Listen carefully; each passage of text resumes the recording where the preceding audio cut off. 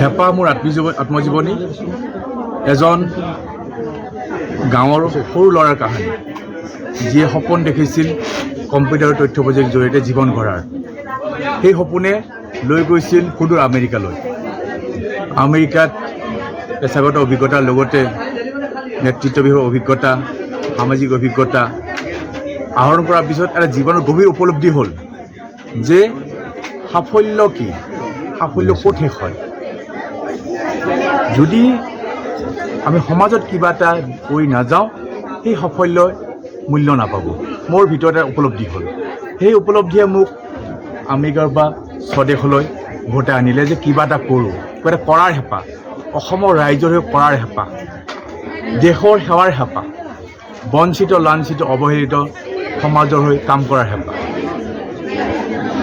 তো এই হেঁপাহ গ্ৰন্থখনত মোৰ কলেজৰ স্মৰণীয় দিনবোৰ, আমেৰিকাৰ অভিজ্ঞতাবোৰ, চেন্নাইৰ অভিজ্ঞতাবোৰ, লগতে সপোন কেনেকৈ কম্পিউটাৰ সপোন কেনেকৈ হ'ল এই সপোনবোৰৰ কথা সুন্দৰকৈ সন্নিৱিষ্ট কৰা আছে।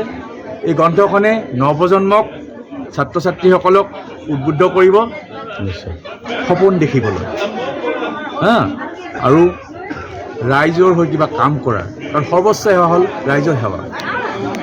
টকা পইচা ইনকামে সৰ্বোচ্চ নহয়, কিন্তু ৰাইজৰ সেৱাটোৱে মেইন কথা। এই সেৱা কৰিবৰ কাৰণে এই হেঁপাহে উদ্বুদ্ধ কৰিব, প্ৰেৰণা দিব।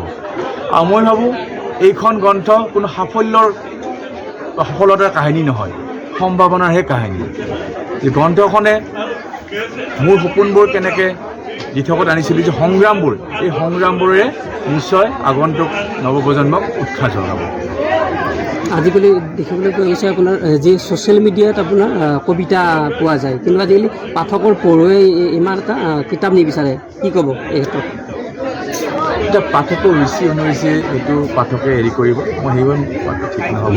মই এটা কথা কওঁ, হেঁপাহ, কাম কৰে যে হেঁপাহ বুলি ক'লোঁ, কাম কৰিবলৈ কিন্তু ৰাজনীতি খুবেই প্ৰয়োজন আছে। কাৰণ নিজৰ NGOৰ দ্বাৰা বা এনেকৈ কৰিব পৰা যায়, কিন্তু ৰাজনীতি যদি সততা, দায়িত্ববোধ আৰু জনসেৱাৰ মনোভাৱেৰে কৰা যায়, ৰাজনীতি কিন্তু সমাজ পৰিৱৰ্তনৰ একদম শক্তিশালী আহিলা হ'ব পাৰে। সেই মৰ্মে মই ৰাজনীতিত যোগদান কৰিলোঁ আৰু ৰাজনীতিৰ জৰিয়তে মই যাতে ৰাইজক সেৱা কৰিব পাৰোঁ তাৰ কাৰণে মই অহৰহ চেষ্টা কৰিছোঁ। এই ক্ষেত্ৰত মই নেতৃত্বজনক ধন্যবাদ জ্ঞাপন কৰোঁ তেওঁলোকৰ মাৰ্গদৰ্শনৰ কাৰণে। অনাগত দিনত কেনেকুৱা ধৰণৰ প্ৰচেষ্টা থাকিব? অনাগত দিনত মোৰ সংগ্ৰাম অতিবাহিত থাকিব আৰু এই হেঁপাহে মোৰ শেষ নহয়, এই হেঁপাহ টু বি কণ্টিনিউড। তো আগন্তুক দিনত মোৰ ৰাজনৈতিক সংগ্ৰামখিনি লিপিবদ্ধ কৰিম। এনেকৈ যে মোৰ যিটো বাল্যকালৰ পৰা আমেৰিকাৰ পৰা প্ৰত্যাৱৰ্তন, যে আৱেগিক যাত্ৰা, ইয়ালৈকে এই কথাখিনি মই সংগ্ৰামবোৰ, স্মৰণীয় দিনবোৰ মই লিপিবদ্ধ কৰিলোঁ। আগন্তুক দিনত আকৌ মোৰ নেক্সট ফেজত দ্বিতীয় খণ্ড আহিব, টু বি কণ্টিনিউ।